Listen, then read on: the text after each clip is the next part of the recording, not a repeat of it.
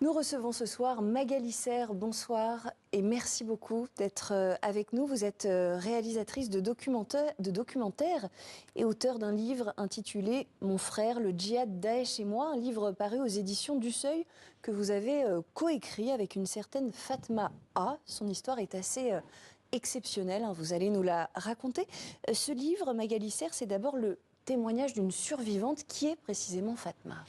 Alors Fatma, aujourd'hui, elle a 33 ans et elle a la particularité d'avoir été la sœur de Boubacar el-Hakim, l'un des djihadistes français les plus hauts gradés de Daesh.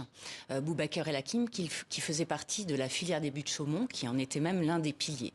Donc Fatma, c'est une jeune femme qui, durant toute son enfance, a vécu aux côtés de ce frère ultra-violent, radicalisé, et qui a radicalisé également toute sa famille autour d'elle.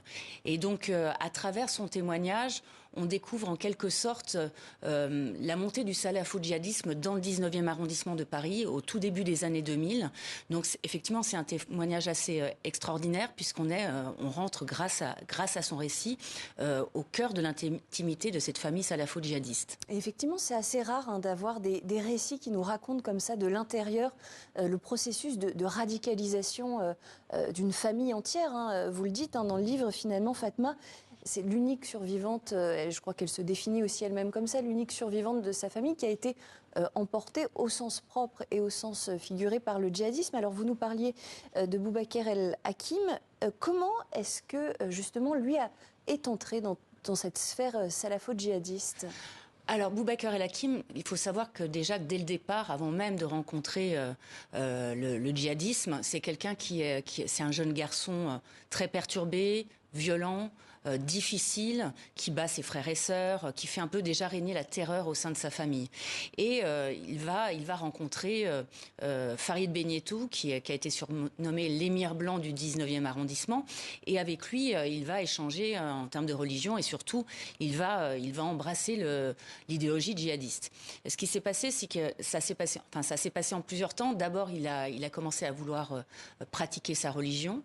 Et puis par la suite, il est parti en Syrie, bien avant Daesh, hein, la Syrie de 2002-2003, où on pouvait aller aisément là-bas étudier le Coran. Donc il est parti étudier soi-disant le Coran, mais sur place, il a rencontré des gens très radicalisés qui lui ont enseigné un islam très radical, très rigoriste.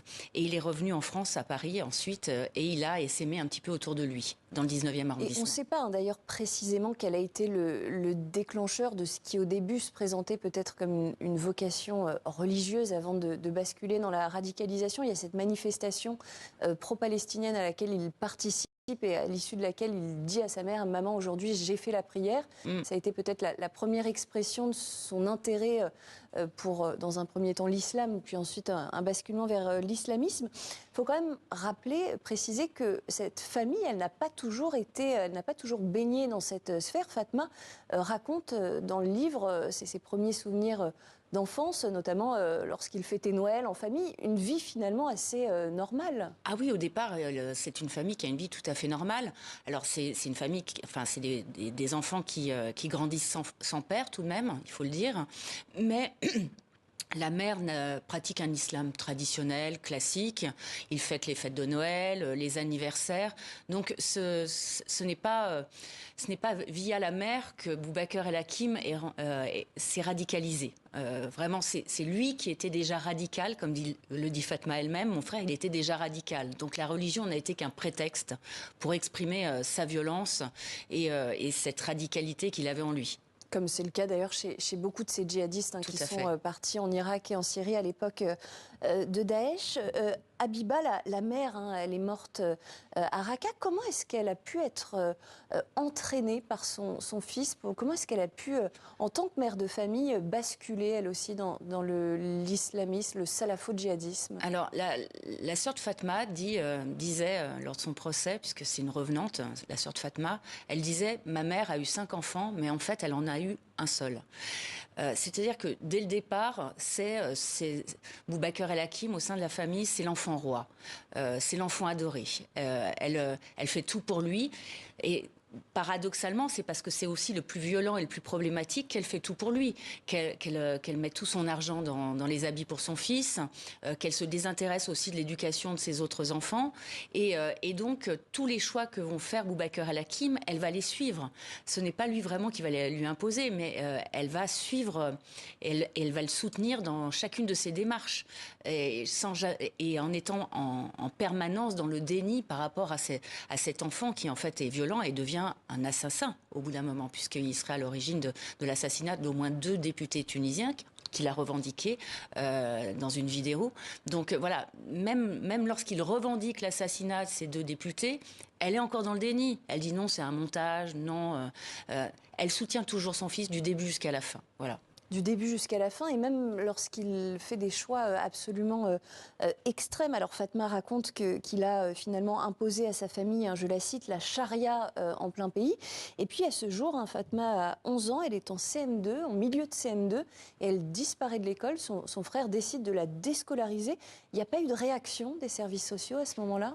À notre connaissance, non. En tout cas, ce qu'il y a de sûr, c'est que Boubacar El-Hakim décide que Fatma ne rentrera pas en 6e, il retire sa sœur de l'école et à partir de là, il ne se passe plus rien pour Fatma. Elle se retrouve en quelque sorte séquestrée chez elle, enfermée chez elle. Obligée de porter le niqab. Il lui impose le niqab, elle ne sort pratiquement plus. Elle s'ennuie évidemment. Pour une petite fille de 11 ans, ne pas pouvoir aller à l'école, c'est absolument terrible. Donc elle va même prendre 20 ou 30 kilos puisqu'elle ne peut pas bouger, elle ne peut pas rien faire. La seule façon de combler l'ennui, c'est de manger. C'est de manger. Et les services sociaux ne vont jamais faire quoi que ce soit pour la faire sortir de cet enfer. Et c'est plus ou moins à cette période que Boubacar annonce un jour à sa famille qu'il décide de partir faire le djihad en Syrie. Ensuite, c'est l'autre frère, Redouane, qui part à son tour. Puis un peu plus tard, la mère partira elle aussi en Syrie. Pourquoi est-ce que la mère est partie en Syrie ? Elle a suivi son fils, tout simplement, et son fils lui a dit de la rejoindre. Et la mère est partie avec la sœur aînée de Fatma. Sous prétexte de partir en vacances en Algérie, finalement, elles sont parties en Syrie pour rejoindre Boubacar. Et l'un des frères de Fatma, également, a suivi les pas de Boubacar et les a rejoints à Raqqa. Et donc la mère est morte à Raqqa. Boubacar El-Hakim a été tué par un tir de drone américain en 2016 et son autre frère aujourd'hui est détenu dans une prison kurde en Syrie. Où il risque a priori la peine de mort. La peine de mort, on ne sait pas vraiment puisqu'il n'est pas jugé. Elle a très peu de nouvelles, elle a eu 2 courriers en 5 ans et on ne sait pas dans quel état physique il est ou même s'il est encore vivant. Paradoxalement, Fatma, lorsqu'elle se rend petite fille emmenée par sa mère en Syrie, elle raconte qu'elle est émerveillée par la Syrie et les Syriens. Comment ça se passe comment est-ce qu'elle vit finalement la radicalisation de ses frères en tant qu'enfant? Quel regard elle porte sur ces... Alors c'est justement ce qui est intéressant, je trouve, c'est le côté intime, c'est ce récit intime où elle, c'est une petite fille qui a 11 ans, 12 ans, donc tout d'un coup, elle part en voyage en Syrie alors qu'elle était enfermée chez elle, il ne se passait rien, donc pour elle c'est extraordinaire. Mais c'est la Syrie de 2004 ou 2005, hein, attention, hein, c'est pas la Syrie en guerre. Donc elle se retrouve à Damas et pour elle c'est comme un voyage touristique, elle trouve ça génial, alors qu'elle y est avec sa mère pour essayer de faire sortir Boubacar de prison, puisqu'il est détenu à ce moment-là dans une prison syrienne. Mais elle, ce qu'elle voit, c'est que bon, déjà, son frère, elle n'a pas du tout envie qu'il sorte de prison parce que quand il n'est pas là, elle a la paix, en quelque sorte. Et puis... Oui, il y a même un moment où, un peu plus tard dans le livre, elle souhaite que l'avion dans lequel se crache. Voilà, ça c'est très clair. Et pour elle, c'est la liberté, en fait, de pouvoir voyager comme ça, de découvrir un nouveau pays, d'aller dans les marchés, etc. Donc c'est son regard de petite fille. Son regard de petite fille. Alors, on ne va pas dévoiler tout ce qui se passe dans ce livre, hein, parce qu'effectivement, c'est un récit passionnant, mais il y a quand même une question que moi, je me suis posée tout au long de cette lecture. Comment est-ce que cette petite fille a réussi à résister à sa famille? Comment est-ce qu'elle a fait pour elle-même ne pas basculer dans l'idéologie djihadiste? Alors ça, c'est toute la question. Pourquoi est-elle la seule à ne pas avoir suivi Boubacar El-Hakim alors que tous les autres l'ont suivi? Pourquoi elle a réussi à briser cette emprise? C'est difficile d'y répondre. Moi, connaissant Fatma... la connaissant bien, puisque j'ai écrit ce livre avec elle, c'est quelqu'un qui a une grosse personnalité, qui qui depuis toute petite, manifestement, a une soif de liberté, a besoin de joie, a besoin de plaisir. Et donc, c'est ça qui l'a fait résister. C'est un peu une histoire universelle. Pourquoi certains résistent et d'autres non? Elle l'a fait. Elle a eu le courage de rompre avec sa famille, parce que c'est pas facile. C'est aussi trahir sa famille que de prendre... Justement, à ce sujet, comment est-ce qu'elle a vécu, par exemple, la mort de sa mère à Raqqa, la mort de son frère Boubacar en 2016 lorsqu'il a été abattu par un drone américain? Alors, elle a appris la mort de Boubacar El Hakim alors qu'elle était en garde à vue par la DGSI, puisqu'elle s'est retrouvée 96 heures en garde à vue, pour des raisons sécuritaires, tout simplement, sachant que l'information comme quoi Boubacar El Hakim avait été tué d'un tir de drone américain n'avait pas encore été diffusée dans la presse. Les agents de la DGSI l'ont arrêtée pour l'interroger, pour être sûr qu'elle n'était pas radicalisée, qu'elle ne risquait pas de se venger et d'organiser éventuellement un attentat pour venger la mort de son frère. Donc ils l'ont débriefé en quelque sorte pendant 96 heures. Et au bout de ces 96 heures de garde à vue, l'un des agents de la DGSI lui a appris que son frère était mort, donc tué par un tir de drone. Et sa réaction, c'est que d'abord, dans un premier temps, elle a pleuré, et après, elle a été soulagée. Et elle l'a dit d'ailleurs à l'agent, elle a dit, vous pouvez pas savoir, je suis tellement soulagée, qu'elle en riait. Ça a été un soulagement pour elle. Quant à la mère, ça, elle l'a appris plus tard. Par téléphone, je crois, ou je ne sais plus exactement, et ça a été beaucoup plus difficile pour elle, parce que elle adorait sa mère, donc ça a été un déchirement aussi de rompre avec sa mère, de rompre avec cette famille. C'était aussi une façon de trahir sa mère et de s'en détacher, donc voilà, il y a des ressorts psychologiques qui ne sont pas évidents, mais et donc sa mère lui manque toujours aujourd'hui, hein. Ça a été une grosse perte pour elle, quoi. On ne peut pas rompre avec sa mère, c'est ce qu'elle dit. Pourquoi est-ce qu'elle a accepté de vous livrer ce témoignage et de publier ce livre?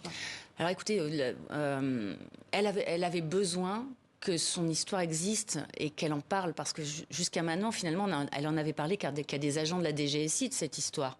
Et c'était une façon aussi de reprendre la parole. Et une parole qu'on lui avait confisquée pendant toute son enfance, c'était une façon de s'affirmer, d'affirmer son identité en tant que femme qui a résisté à ce frère ultra-violent, qui a résisté au salafo-djihadisme. Et bon, la rencontre s'est faite très simplement, on a discuté, le courant est passé, tout de suite elle a voulu le faire avec moi. J'avais déjà travaillé sur le djihadisme, j'avais déjà travaillé sur la filière des buts de Chaumont, donc j'avais déjà croisé un peu le parcours de son frère, mais il y a plus de 15 ans, 20 ans. Et donc voilà, il y a une confiance qui s'est nouée, mais moi la condition nécessaire, c'était qu'elle comprenne bien les risques aussi que ça comportait d'écrire ce récit, d'écrire son histoire. Beaucoup d'informations, voilà, qui permettent, j'imagine, de l'identifier dans les milieux. Bien sûr, donc là on a tenu évidemment à conserver son anonymat, parce qu'il y a toujours le risque qu'il y ait des supporters de Boubacar El Hakim qui s'en prennent à elle. Et donc on a laissé passer quelques temps pour qu'elle comprenne bien les conséquences de publier ce récit, avec éventuellement des réactions négatives, positives, tout ce qui est possible d'imaginer par rapport à un livre comme celui-ci. Et ça sera le mot de la fin. Merci infiniment Magali Serre. Je rappelle le titre de cet ouvrage absolument passionnant, Mon frère, le djihad, Daesh et moi, livre paru aux éditions du Seuil et que vous avez donc coécrit avec Fatma. Merci d'être venu nous voir. Merci pour l'invitation.